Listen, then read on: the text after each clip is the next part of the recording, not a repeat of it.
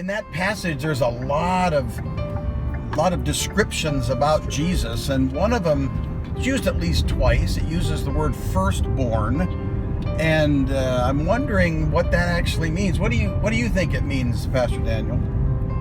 Well, first of all, I think it's important to say what it doesn't mean. It definitely does not mean he was the first created person or the first created thing. Right. And that's a pretty common misconception, or you can read that and just put in a natural human thinking way into it, and it would become out.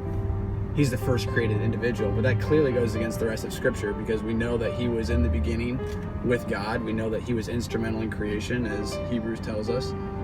So clearly it can't mean that he was the first created person. Well, yeah, but I mean, look at the Jehovah's Witnesses, John 1:1. They would say that he was just a created being. How do we answer that? Well, I think it's important that you can look at, you can go through the rest of John and figure things out, but you can even look at statements Jesus made. Jesus, when talking with the Pharisees, said, "Before Abraham was, I am," asserting the fact that he has existed for all of time, that he is the eternal God, existing in the Godhead. So I mean, Jesus himself even made claims to be God, and we know that's the case because right after he made that statement, Pharisees picked up stones to stone him. So they clearly knew that he was calling himself the eternal God. Yeah. In that instance, there was no doubt in their mind of what Jesus was saying.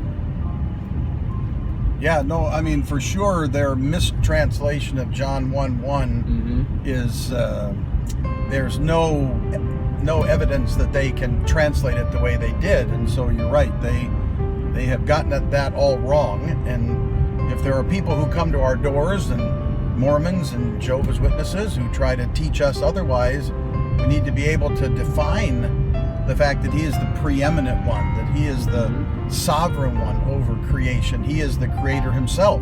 Even John 1:2 helps assert that claim, because it talks about that he created all things, without him was nothing made that was made. So without Jesus being eternal, nothing would have been created. And so if Jesus himself is a created being, that contradicts John 1:2 even. Well, it would make him creating himself. Right. He would have had to have created himself, which that is very impossible. Right. Anyway, so that's a good, I think that's probably the biggest misnomer of what firstborn means. So then it actually leads us to the next one. So what does it actually